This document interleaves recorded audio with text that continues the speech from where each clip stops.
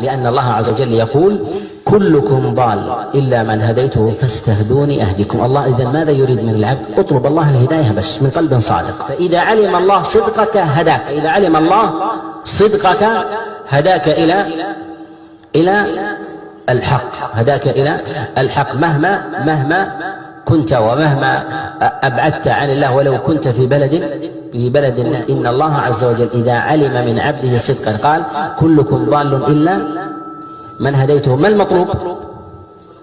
استهدوني فقط.